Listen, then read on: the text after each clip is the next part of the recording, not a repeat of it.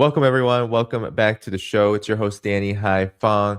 As you can see, I am joined by former CIA analyst and geopolitical analyst and commentator, Larry Johnson. Larry, good to see you again.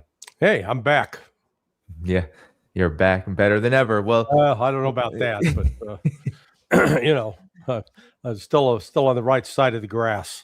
hey, that's what counts. Well, let's get to it, Larry. I first wanted to get to covering what's happened overnight in Operation True Promise 4.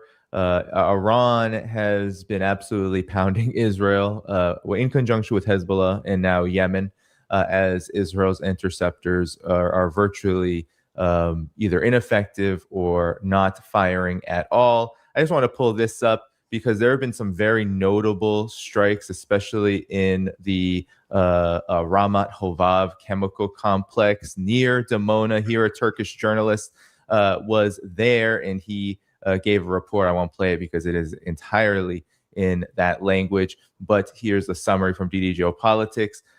This was a massive blaze at this chemical complex. Some are speculating that there was also a pharmaceutical company hit, that there are multiple sites in the Negev area where this is located also hit. And then the big news, Larry, is that Haifa was just smashed by an Iranian missile or multiple missiles, and that has caused stocks for this oil refinery in particular to go down 4% in just a matter of minutes. Larry, I wanted to ask you about where you see the shape of this war now. Iran hitting the Dimona area seems like a pretty big message, the Negev area, this complex. But it's not just this. Every single day now, and we're getting reports that the interceptors for the entirety of the Gulf countries could be ranging now just in the hundreds left for the entire U.S. stockpile. Where are we in this war as the threats keep coming from the U.S. and the war continues, but these strikes seem to suggest it's not going very well? What's your thoughts? Okay, so let's say you have a territory that's 10 square miles, or let's give you 100 square miles. I have a territory that's 10,000 square miles. You're going to launch 20 missiles at me a day, and I'm going to launch 20 missiles at you a day. Who gets saturated first? We know it's the smaller one. Yeah, okay, good. Yeah. So we're all agreed. That's what's going to go on here. I'm not sure if Iran is 20 times the size of Israel or 30 times the size of Israel, but it's a lot bigger than Israel. Israel really only has three major cities, Jerusalem, Haifa, Tel Aviv. They've got other smaller places, but 55% of the population are in two of those cities. It's not like they've got a dozen power plants scattered around the country or a dozen oil refineries. So just from the standpoint of if each side keeps, delivering roughly about the same amount of firepower on the other, the smaller one's going to run out a lot sooner and not be able to continue the fight. That's what's going on. That's about as simple as I can put it. Israel, it hurts Israel more to take out its one chemical factory than it does to take out one of 10 chemical factories in Iran. Iran's got more, let's call it strategic depth. Now, I'm not saying that Iran's not suffering, terrific damage and that it's awful, but let's just be clear that Israel's ability to withstand pain is a lot less than Iran's. And then when you add in that, the literal ass kicking that Israel's getting from Hezbollah in southern Lebanon, and you've already had one former Israeli chief of staff of the army and one current say, saying, hey, alarm bell, we got a 3-alarm fire here. We can't keep this up. We're running out. We can't sustain this. So when your own military guys are blowing the whistle and raising the red flag, it lets you know you got trouble.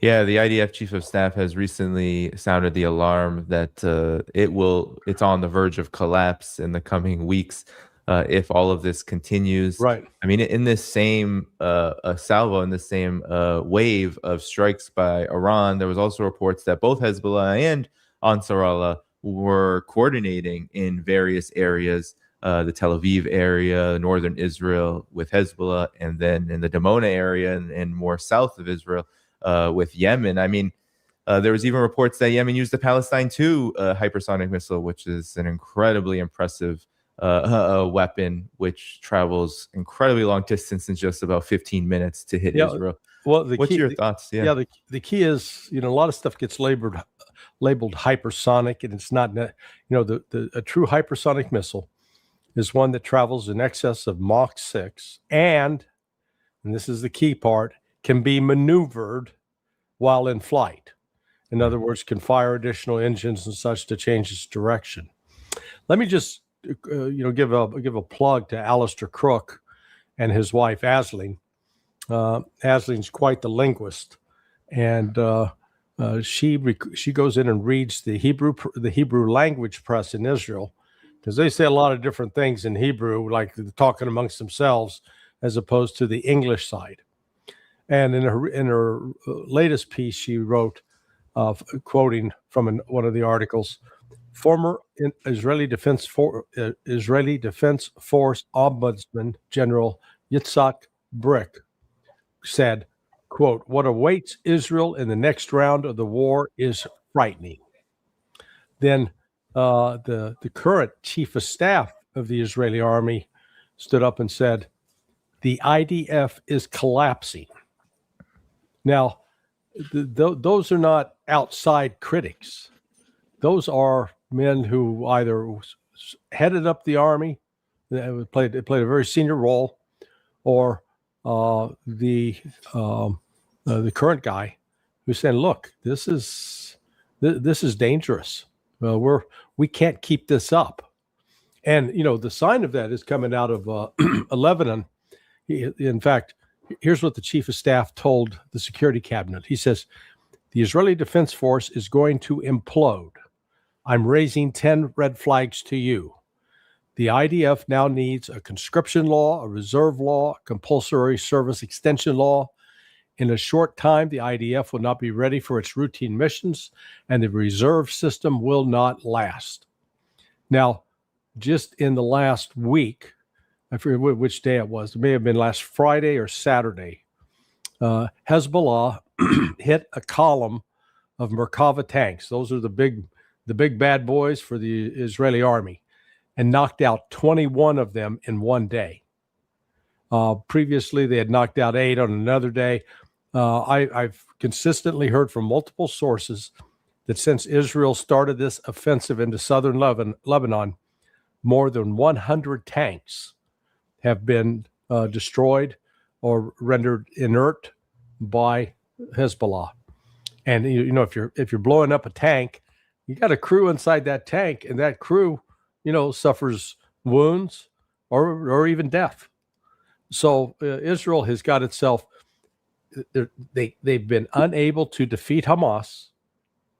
Hamas is still intact, and Israel, despite having every conceivable military advantage in terms of numbers and quality of weapons and types of weapon systems, has been unable to defeat Hamas. And then they're now caught into another battle. It's worse than what happened in 2006. In 2006, they lost. They were forced to retreat. Now they're suffering even greater losses against Hezbollah. And then they've started this war with Iran. And as we've seen in recent report, I think it was out of the Financial Times, that 80% of the Iranian missiles are getting through. The Israeli much ballyhooed air defense system is crap. Iron Dome is cracked, as is David Sling. They're getting beaten. Yeah. And Larry, what effect is this having in the war in particular on the Israeli side, but maybe the entire war effort as well? Because, it is difficult to get good images. There's been a lot of surveillance, repression of these censorship of these images. But every single day, this is happening. As you said, now it's 8 of 10 of these strikes are coming in. Iran always reports that there are millions of Israelis going into shelters every single day. What impact is this actually having, especially given that Iran is getting more targeted and escalating what they're striking? Literally, I don't know. Nobody knows exactly where where Israel's nuclear weapons are, but they're hitting the area where many believe they are, and then that's a big deal. Yeah, the karma is a terrible thing, and Israel bought itself some bad karma by killing all the children that is killed in Gaza, and then by starting this war of aggression, the same kind of thing that Adolf Hitler did to Poland, but starting a war of aggression against the people of Iran. And now Iran is able to basically hit any target at once in Israel with little chance of it being stopped. And so maybe you get used to, let's not underestimate the ability of people to endure suffering. I'll just draw the parallel with the siege of the city of Vicksburg during the American Civil War. There you took a lot of these refined, high-class Southern ladies, and they were living in caves dug into the side of the Mississippi riverbank, enduring months of shelling and attacks. And they stuck it out.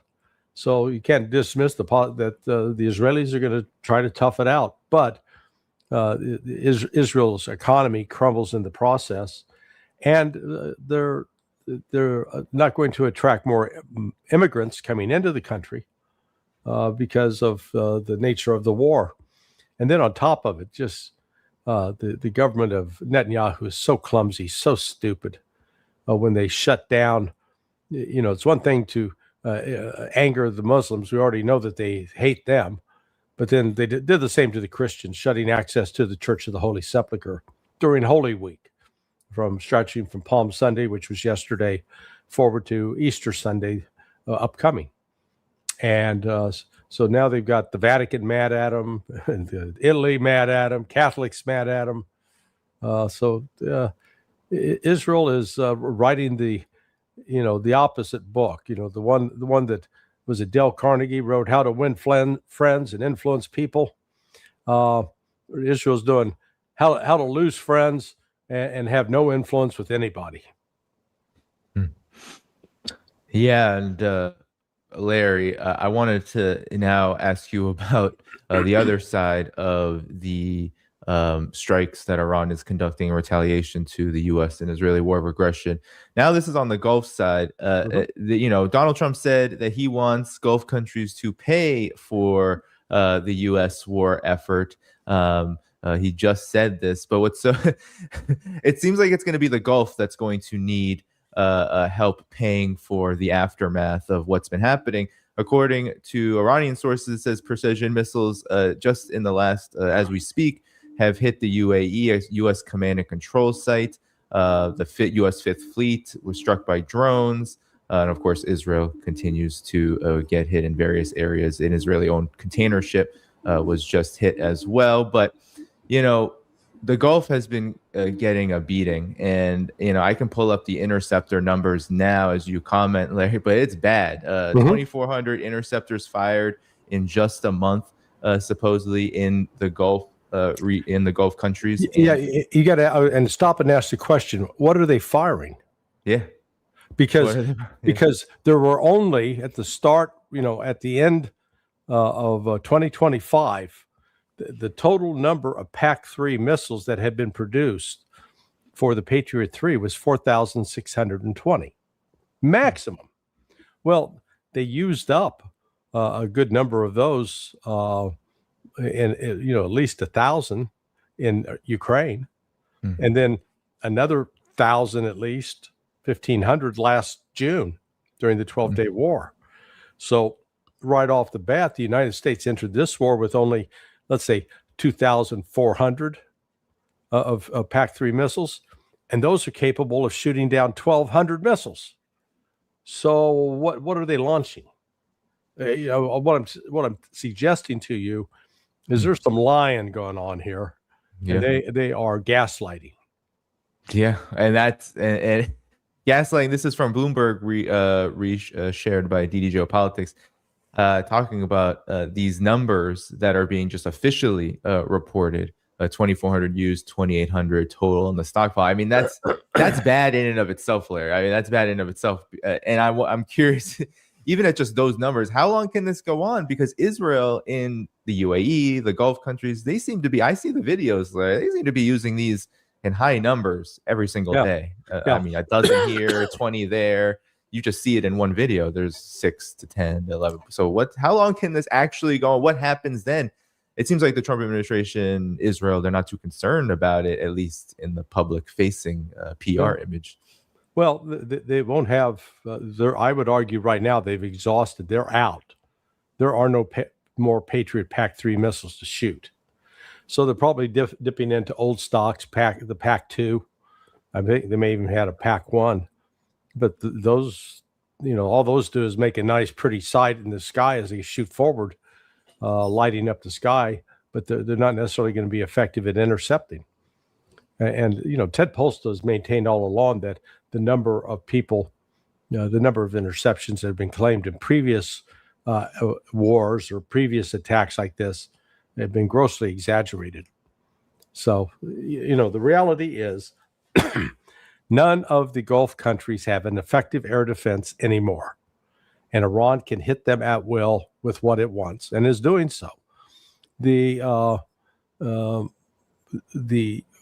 of the Iranian spokesmen said the other day, in response to Trump's claim that he said that if Iran doesn't open the Strait of Hormuz, U.S. forces will target Iranian power plants. Well, he said the strait is only restricted to hostile traffic and it remains under Iran's control. Safe passage continues under strict rules. But he says if the U.S. strikes Iranian power plants, Iran's going to fully close the Strait of Hormuz until damaged facilities are rebuilt. It'll target all Israeli energy, ICT, and infrastructure assets. It will destroy regional companies with U.S. shareholders. And it'll target power plants in countries hosting U.S. bases. And that's exactly what it's doing. After the power plants were hit in Iran. So, Iran hasn't, they're not playing around and they're not making, like Trump, making idle threats. They do what they say. If you're going to bomb our desalinization plant, we're taking yours out. They took one out in Kuwait yesterday. 35% of the country's fresh water comes out of that plant. No longer. So I think it's a race to see which country in the Gulf collapses first, disappears into history. Will it be the United Arab Emirates or will it be Bahrain? Right now, my bet would be on Bahrain, simply because it is smaller. Its one ruler has abandoned the country, and they have the largest contingent of Shia Muslims there. But Dubai is not far behind. The United Arab Emirates doesn't really have a viable path forward to continue to exist as a country. Yeah, and yet, Larry, again, there's all, I guess let's divide into two. Israel and the Gulf countries, they keep pressing forward. I mean, despite the alarm bells being sounded by the chief of staff himself in Israel, despite the massive damage, I'm hearing tens of billions of dollars already across the Gulf in infrastructure. Despite this, countries like the UAE, Saudi Arabia, they're all saying push forward and be sure that Iran can never do this again. And that's what they're supposedly telling the United States. I see it as they're more of getting told to say that by the United States. But I'm curious on what your thoughts about this is, because unlike the 12-day war, it seems like they keep going down further and further up the escalation ladder, regardless of the pain that they are experiencing. So let's be clear about what kind of societies we're talking about. Let's start with the United Arab Emirates. They've got these massive skyscraper buildings, some of the tallest in the world, very elaborately designed, seemingly modern. Yet every morning, trucks have to pull into the basements of those buildings and fill up with human shit because they don't have a sewer system. Okay? Think about this. This highly modern, very supposedly modern, very advanced country has got a sewage system that rivals that of India's, where, a cart will come down the road every day and people will pile their feces into the back. That's not a serious country. And United Arab Emirates right now is without 83% of its income that came in from export of oil, the trade with the free port in Jebel Ali, tourism, real estate, the construction industry, financial industry. It's all basically shut down. So, and as a consequence, Iran has been joking about it, saying that, well, they've at least eliminated prostitution from one of the major Gulf Arab countries, because once the blockade was on and the very wealthy started getting the hell out of there, all the hookers said, well, no more money to be made here, where they headed back north to Ukraine, where a lot of them are from. So UAE is right now is like an angry little chihuahua, toothless, loud, vicious, but doesn't have much of a bite. And 6 weeks ago, it was prepared to go to war with Saudi Arabia. Now, the Saudis are crying on each other's shoulders about big bad Iran, and they shouldn't have picked the fight. In fact, Saudi Arabia had pledged it wasn't going to allow the U.S. to use its territory, and they did exactly that. None of these countries have an organic political base. They're all these, from one tribe that happened to dominate the other tribes. And then they establish, like the Saudis, establish themselves as, we're the royal house of Saud. We're the monarchy. Yeah, give me a break. You guys were a bunch of, you're just camping out in the desert for a year until you found oil. And all of a sudden oil made you smart, made you intelligent. I don't think so. So the power of the dollar is becoming weaker for them. And this is where, think of it, there are only two countries there in that whole Gulf region that elect their political leaders. One is Iraq, the other is Iran. Yeah, great points, Larry. And now this gets into, I think, what we are seeing from the Trump administration, which is a panic masked as aggression, as increasing aggression, especially on the front of a potential ground operation or multiple operations. Of course, you have Israel, Channel 13. They seem to often be the megaphone for what's going to happen for the United States' military front. They say the U.S. is set for a ground invasion to, quote unquote, open the Strait of Hormuz with Israeli intelligence support. And the Wall Street Journal, Larry, is reporting that Trump is weighing a military operation on the ground of Iran to extract 1,000 pounds of uranium from Iran. And this comes as you probably saw these comments from Trump before we came on this program, Larry, where he is now making very contradictory claims, as he often does. Yeah. He's talking to a new and better regime right now. Regime change has already happened, according to him, and that if the deal isn't going to be made soon between Iran and the U.S., that he is going to end the lovely stay in Iran by obliterating all of their electric plants, oil wells, Karg Island, on and on. So, Larry, what do you make of this? These flurry of developments on the ground operations side, because there's been a lot of buildup to this, many days of reports of the forces arriving, the Marines, paratroopers now. Your thoughts about this? What's the point? I mean, what? Okay, let's go with the Carg Island scenario. Now, recall what Donald Trump and his Secretary of Treasury, Scott Bessent, did 3 weeks ago. They lifted all of the oil sanctions on Iran. Okay, Danny, here's your chance. Why did they do that? You tell me, Larry. Well, did they want to cut the supply of oil or increase the supply of oil?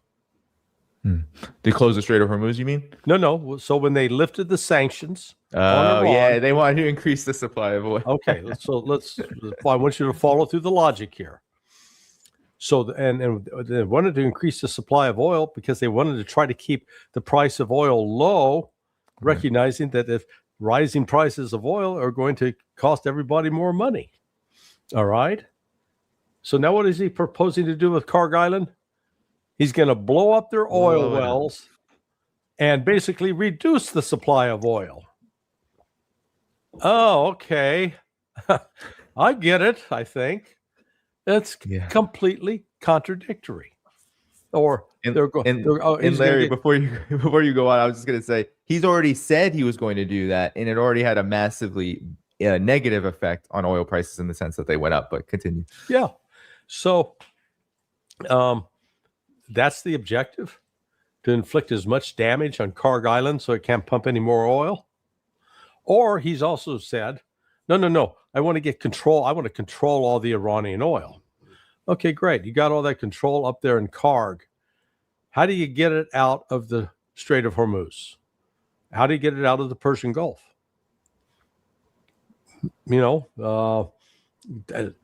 Attach, bags of oil to dolphins and have them swimming out. It does nothing to open the Strait of Hormuz, which then brings you back. So, okay, so you're going to have to count a ground force to somehow take the Strait of Hormuz, except how does a ground force take the Strait of Hormuz? Answer is it doesn't.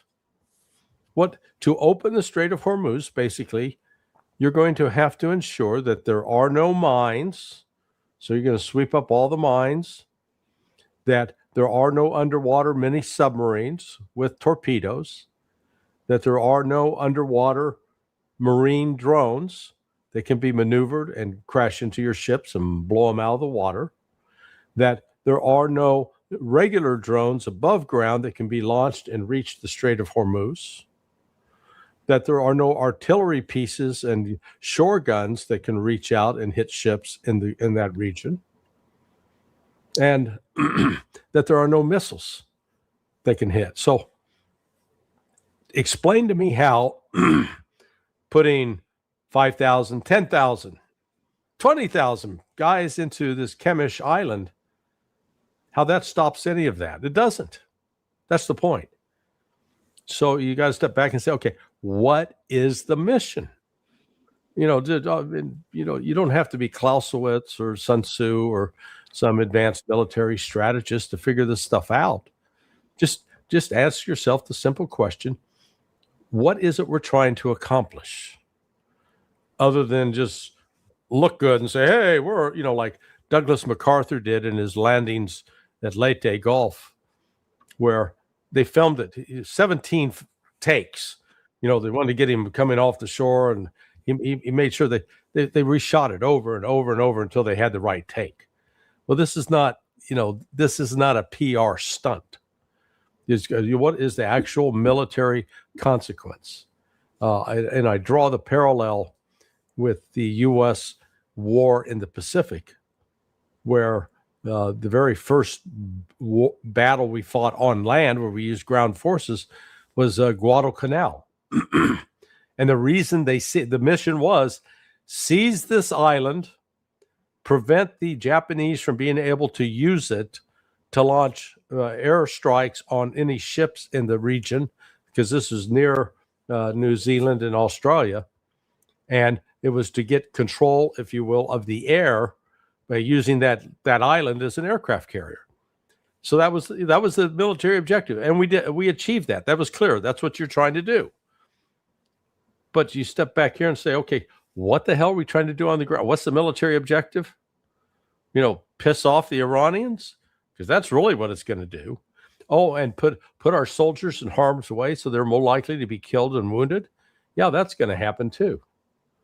So do I think Donald Trump is going to do this? Yes, I do. I think he's got enough crazy people around him, who don't understand a damn thing about logistics and military capabilities, and that they're going to go ahead and encourage him to do this. And then it's going to be some unfortunate sailors, Marines, or Army personnel that are going to pay the price. Yeah, Iran is saying, come closer. They're releasing Lego videos. They're releasing statements to their own media. The Iranian military has videos of soldiers on the shores of the Persian Gulf, saying, come closer. We're waiting for you. I mean, there's no, it doesn't seem like there's any fear, at least from what we can gather, of anything like this. And the idea, Larry, of seizing 1,000 pounds of uranium from Iran. I mean, how does it even happen without? Okay. How does it even happen? I don't know how. Well, okay, so I actually worked on an exercise to do that very thing, but it's been about 20 years ago. So first of all, you got to look at, to get there, the sites where the enriched uranium is stored is in the interior of Iran. So your first challenge is how to get there. These helicopters, like the Chinook 47 or the Black Hawk, those would be the two most likely ones that would be used. Or if you could use a C-130 aircraft. But again, that's assuming you can fly over Iran without getting shot down. And we've already seen that that's not possible. So one of the, particularly if you have to go 800 miles inside Iran to get to one of these sites, well, a plane has to go in advance to drop off fuel bladders. These are like big, giant trash bags, only huge bags filled with aviation fuel, so that the helicopters can land, get refueled, and then take off to get to the site. So once you get to the site, and that, as we saw with even the raid to get bin Laden in Pakistan, I mean, that thing was cooked from the inside. We had pre-coordinated with the Pakistanis what we're going to do. They turned off lights in the valley. They basically made sure that there was no chance that the United States would face opposition. Well, and even with that, there were problems. One of the helicopters had a catastrophic accident and crashed into a wall. So, but let's say you get there, and the places are going to be heavily defended, and you try to fight your way through. Let's say you can fight your way through, but you're going to take enormous losses. The United States is going to take significant casualties. That was the lesson that was the outcome of the exercise I worked on. It was unacceptable losses. But then once you get that, then you've got to package up that 1,000 pounds or maybe of uranium in something that's shielded, which, that may add another 500 pounds to 1,000 pounds. All of a sudden you're talking with some real weight. And then you got to make sure you got the helicopter that can handle it. And so you're going to have an additional helicopter just to haul something like that. So, I mean, it's just, the raid to recover nuclear material, it's a great Hollywood script, as long as you suspend all reality with respect to the requirements for aircraft to get from point A to point B, and assume that you don't have any accidents, and that, we've had too many of these experiences over the years where, the hostage rescue attempt in 1980 to get the U.S. hostages out of Iran, that was called Eagle Claw. That one of the planes ran into one of the helicopters out in the desert, caught on fire, killed. I think it killed 6 people. And a good friend of mine, was one of the young Army Rangers on that mission. He was providing perimeter security. when that happened. Then we jump ahead to the Bin Laden thing. One of the helicopters crashed. So the odds that you're going to have perfect functioning equipment, great weather, nobody does anything stupid, pretty low. So you always plan for it. There's going to be a screw up here somewhere. And then at the end, so you take 1,000 pounds of enriched uranium, then what? Because you got to shield it in such a way so you don't radiation sick, irradiate all your team members.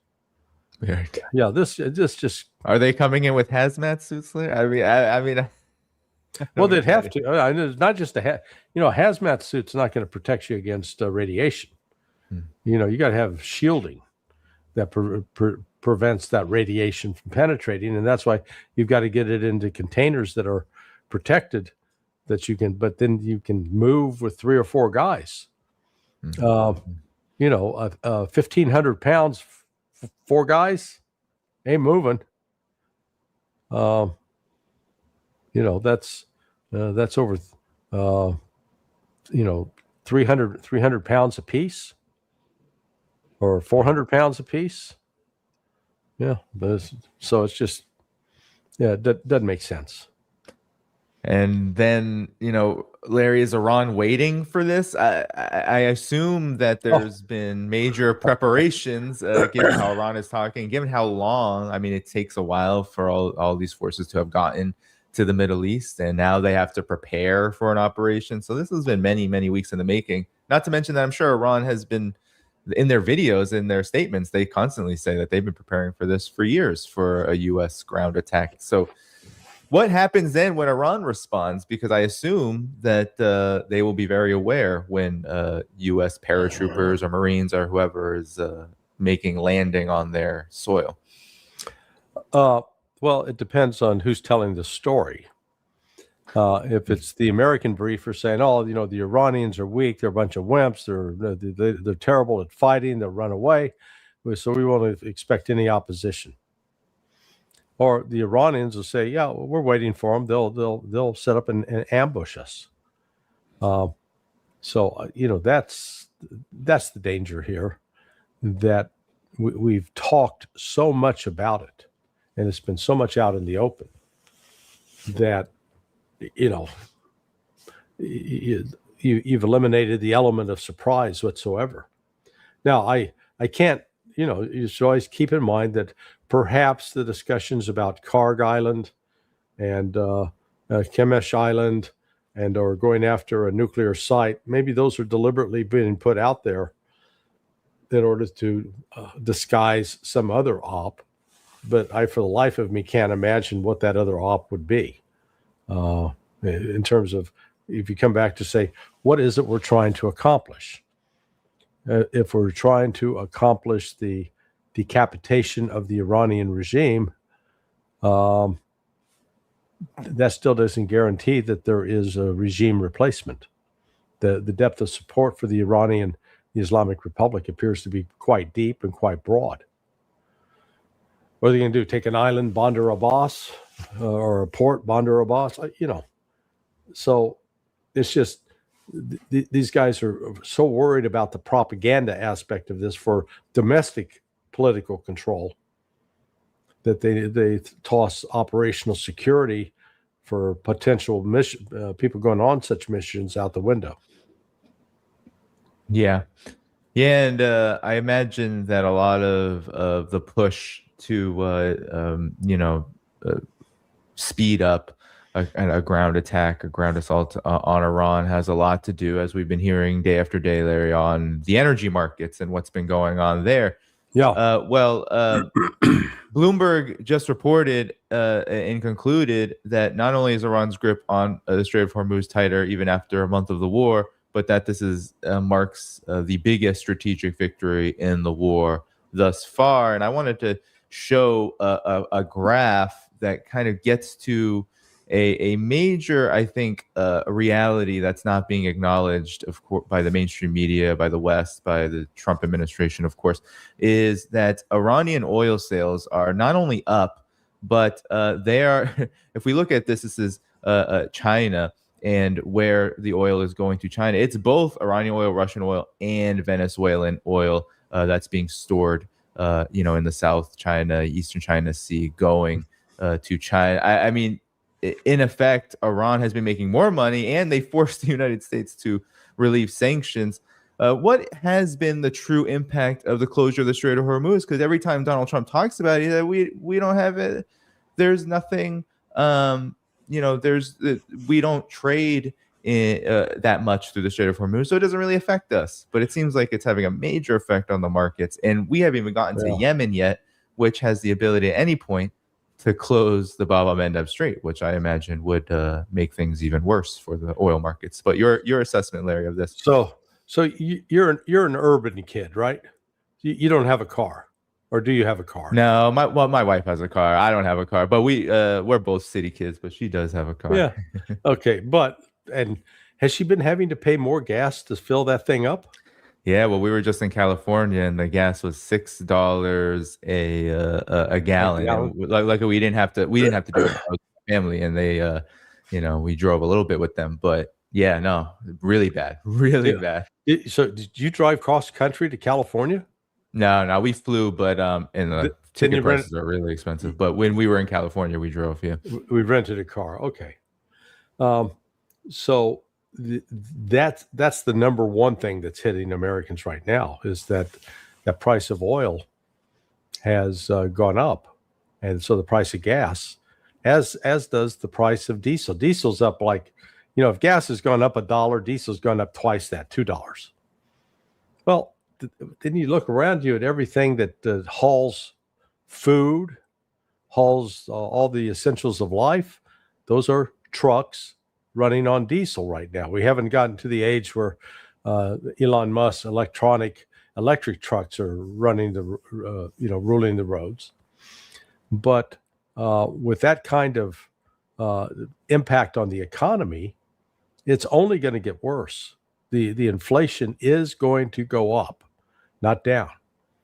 And then we're stuck in a situation where the economy is slowing, people are losing jobs, but the prices are going up. That's called stagflation. Last time we had a major battle with this was in the 1970s, back when I was in college and just starting out in life.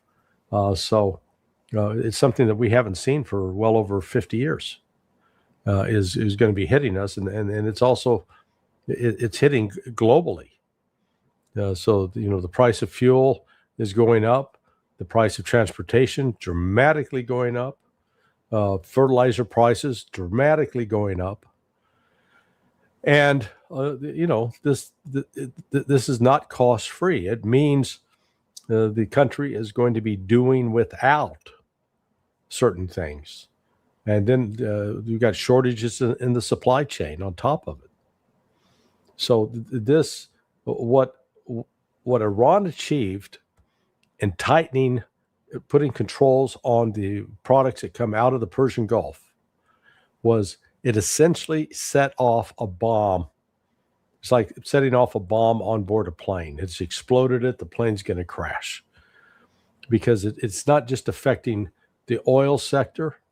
It's affecting the liquid natural gas sector, which that has secondary, tertiary effects into other activities. And then, it's affected the fertilizer market by raising costs dramatically for fertilizer because urea is processed out of some of the petrochemical plants. Helium, apparently critical for the production of computer chips. I didn't know that, but now I do. And sulfuric acid, which is, that's a major, let's call it a precursor chemical that's involved with, generating nuclear fuel out of uranium. So the lot of secondary, tertiary consequences from this decision to close the Gulf that nobody really thought through, or I'm sure you had never read an article on it. But now that it's happening, all of a sudden people are realizing how dependent they are upon that Persian Gulf to handle the flow of oil and everything else. Yeah, and Larry, what does the entrance of Yemen now into the war? There's not a lot of panic about Yemen's capabilities adding on to Iran's in the, let's say, Yeah. the missile arena and attacks on Israel and perhaps even the Gulf if it gets to that point. But more so, it's all focused on all across Axios, Bloomberg. They're all talking about the Bab el-Mandeb Strait. So, what does Yemen's entrance in the war mean for the coming days and weeks, and what do you expect? Well, actually, not a lot from the standpoint of number one, the freedom of navigation in the Red Sea has not been reestablished since December of 2023, and so it's been limited. So no ships going to Israel, and no Israeli ships allowed to pass. The Houthis have been willing to allow other ships to sail in and out, but a lot of those ships have declined, and they'll go down around the Horn of Africa simply because their insurance companies say, if you go through the Red Sea, we're not covering you. Too dangerous. So I think what you're seeing right now is more of a symbolic gesture by the Houthis. Hey, we're in solidarity with our brothers and sisters in Iran and elsewhere. Now, if you get them, if they get a big, fat, juicy target, they'll take it. And they've already launched some missiles, but it's not going to dramatically change the face of the war because the vital sector is, Red Sea's already basically closed. The one that got everybody going crazy is the Strait of Hormuz. Yeah. Yeah. And I've been asking everyone this, Larry. What have you made of the overall regional picture on the side of the axis of resistance now that we are over a month into this war? Because we touched briefly on Hezbollah. I believe the number now is between 80 to 100 Israeli Merkava tanks destroyed. But there's heavy fighting all across. They're firing advanced missiles. They're confronting the Israeli occupation army directly as well. And then the Iraqi resistance has been a major force in Iraq during this time. And then, of course, we have Ansar Allah, we have, and of course, the big one, Iran, who was forced to defend itself from the aggression immediately and initially. So what has been your take on this moment now that we've seen how it's transpired, especially regionally on the side of the axis of resistance?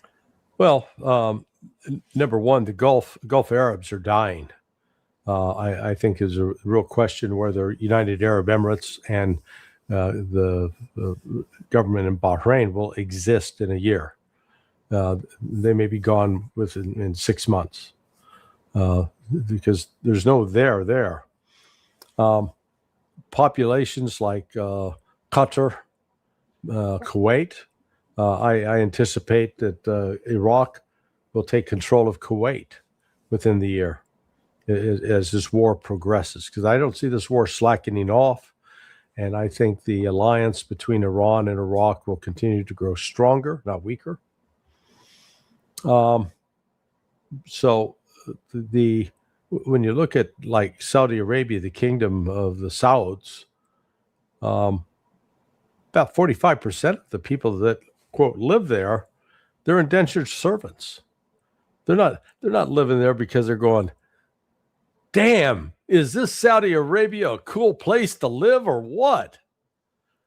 With the restrictions they have on alcohol, the restrictions they have on women, what women can do, what women can't do. Iran, by contrast, is far, far more open and lax on those issues compared to the Saudis.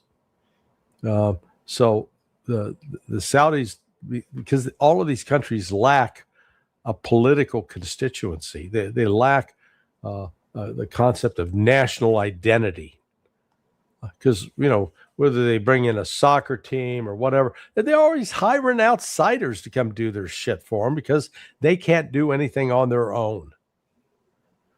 So this what Iran is doing is basically restructuring the political power setup there in the Persian Gulf. And it would not surprise me to see Turkey's Erdogan want to work closely with the Iranians in doing that. Yeah.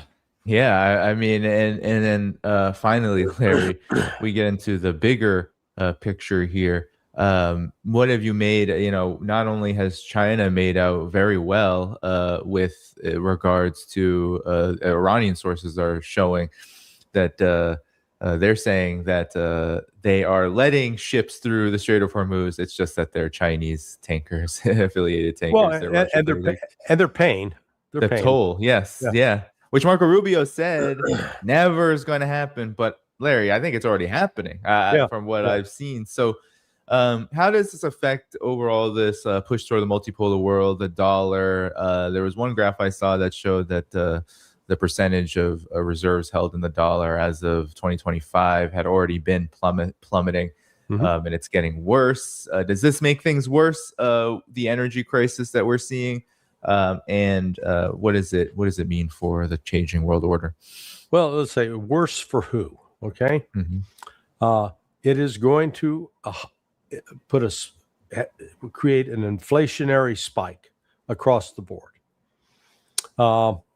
It will then, the price will be so high for oil, it will increase and incentivize people to buy electric vehicles. And the number one country on that front that makes electric vehicles is China. So you get a shift to electric vehicles, at least in a lot of the urban areas. I'm not sure it'll make sense for some of the rural or remote areas. It is going to enrich, as you said, both Iran and Russia, and I would expect other OPEC countries that also produce oil, like Nigeria. There may be, it'll be a boon for Venezuela, but again, they're limited because their infrastructure is such they can only get out, let's say, 1 million barrels a day, so they're not drawing out huge quantities. This is what I argue. We're witnessing the emergence of an entirely new economic political order, in the same way that your father or mother or grandfather witnessed the emergence of the United Nations, the emergence of the Bretton Woods financial system, and that basically teed up the United States to be the dominant power in the world, followed by Russia. But it wasn't until 1972 that when Nixon opened China with his initiative, that China came out of the Cultural Revolution days and started in on the capitalist revolution days. And just in an incredible transformation of society in 50 years, China has become the most modern, most industrialized society in the world, and they're running rings around the United States in terms of using robots to produce a whole variety of things. So this war in Iran is sort of a natural outcome of that, because Iran is going to play a critical role in this new economy, and particularly in solidifying the north-south corridor that runs from Russia to the Caspian Sea, all the way down through Iran, through Tehran, down to Chabahar. So this is, we are witnessing something consequential. Remember, the League of Nations, which was set up to be, to try to keep nations from going to war, I think its last day in existence was like April something of 1946. I mean, it was completely irrelevant during the war, and that's what we're seeing now, that the United Nations is completely irrelevant. You get UN personnel killed, who cares? UN Security Council passes a resolution, and the countries, if they don't like it, they just wipe their ass with it and move on. So you've got that breakdown, and then we've also got I'll call it a scientific and cultural gap. There's both an economic and a military dimension. And so the question is this: what do skyscraping office buildings have in common with U.S. aircraft carriers? What? They're both irrelevant for the 21st century. I mean, think of it this way: you've got a 100-story office building, but your people can all work from home. They don't need to go to the office. So why have that building then? So that's why so many of these buildings now are sitting empty. They were built during an era when the model was, hey, go to the office, and you have your office Christmas parties, and people get blackmail material on each other. The same with an aircraft carrier that seemed like a great idea in the 20th century when there weren't hypersonic missiles. And so you could sail in fairly close to a coast of a country and then launch your air missions and intimidate the hell out of them by bombing them. But now you got to stay maybe 1,000 miles offshore to avoid getting hit with a hypersonic missile, which then sort of defeats the idea of carrying those airplanes, because the airplanes only have a 500-mile range. So if you're 1,000 miles off, they can't even get halfway to the mainland where you want them to go without getting refueled. So we're living in a changing world. The technology is changing it. AI is changing it. The Russia and China, their rise as genuine military powers now change the whole equation.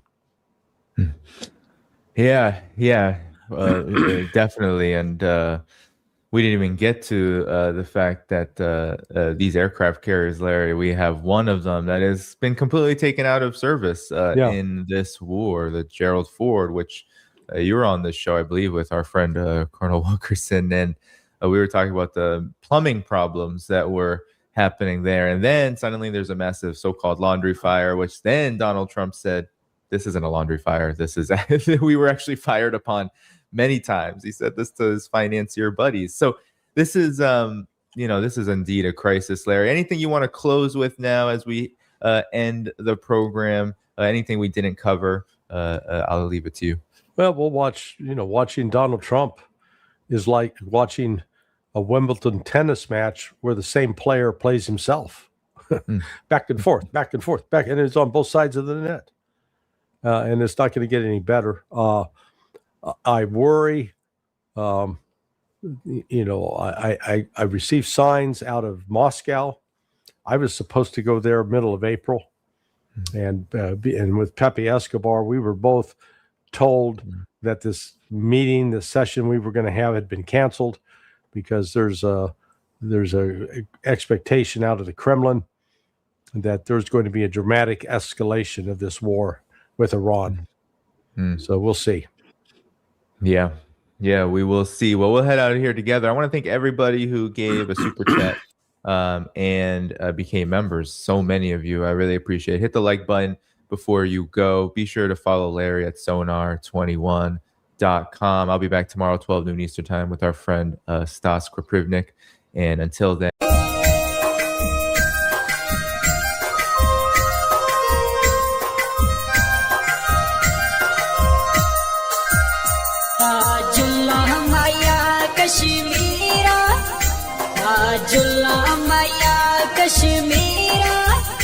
Kashmir में अखियां दी ठंड माया कर प्यार उड़ पैर न कंड माया कर प्यार उड़ पैर न कंड माया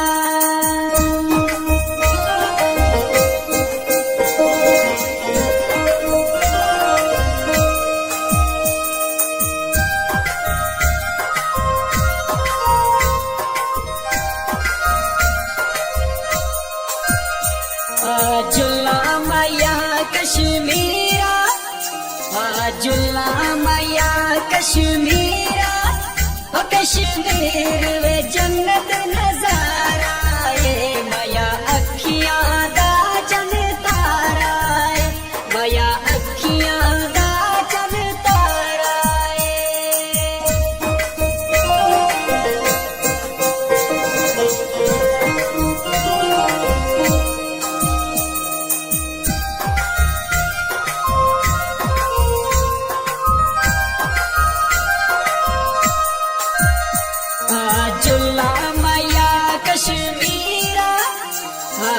जुल्ला मैया कश्मीरा हो कश्मीर दे दरिया बहंदे ने सुन सजना की कहंदे ने सुन सजना की कहंदे ने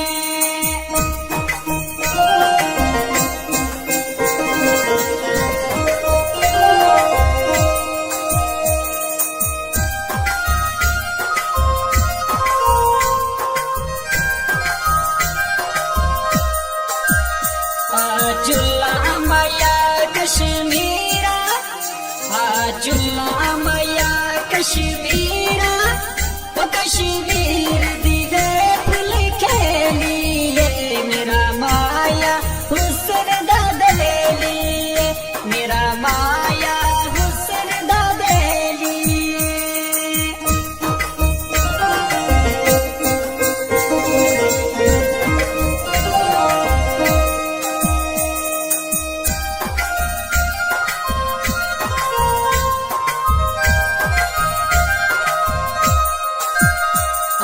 जुल्ला मैया कश्मीरा जुल्ला मैया कश्मीरा वो कश्मीर वे मेहंदी दा रंग माया सैर करा दे संग माया सैर करा दे संग माया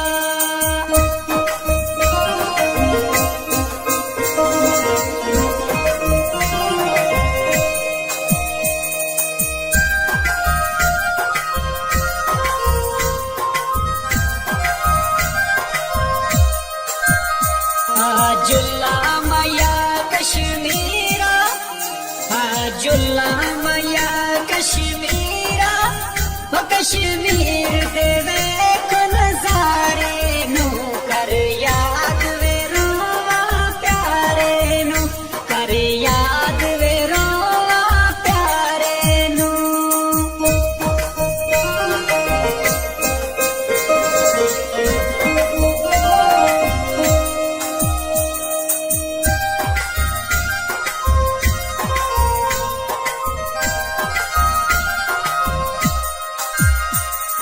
जुल्ला मैया कश्मीरा जुल्ला मैया कश्मीरा वो कश्मीर वे वागत लार चना रफी दिल को करिए प्यार चना रफी दिल को करिए प्यार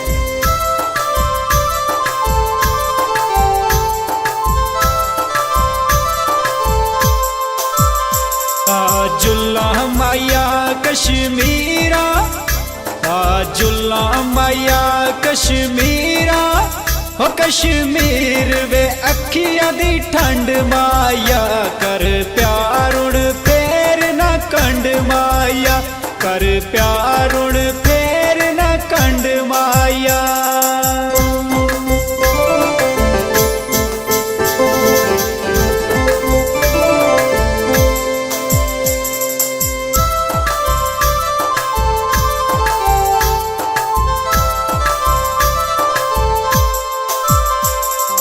जुल्ला मैया कश्मीरा जुल्ला मैया कश्मीरा हो कश्मीर वे जन्नत नजारा मैया अखियां दा चन तारा मैया अखियां दा चन तारा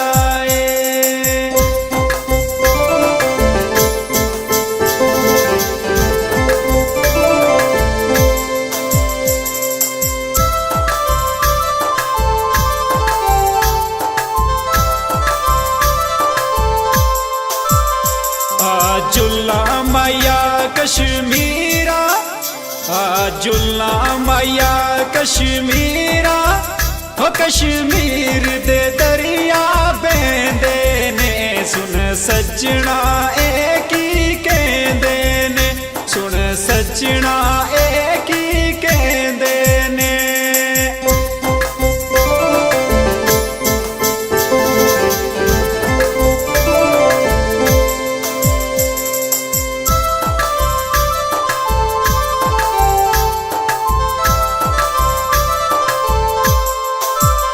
जुल्ला मैया कश्मीरा, जुल्ला मैया कश्मीरा, ओ कश्मीर दिवे फुल खेलिए, मेरा माया हुसन दा बेलिए, मेरा माया हुसन दा बेलिए।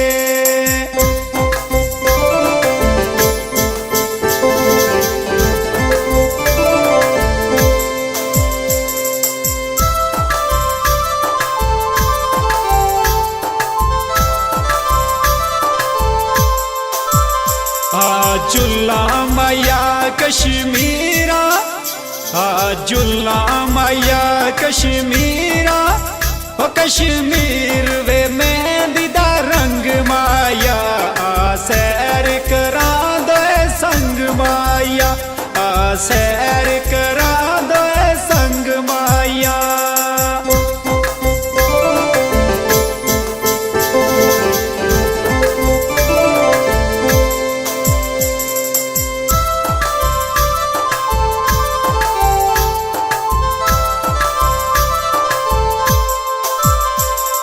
जुल्ला मैया कश्मीरा, जुल्ला मैया कश्मीरा, ओ कश्मीर देवे को नजारे नू कर या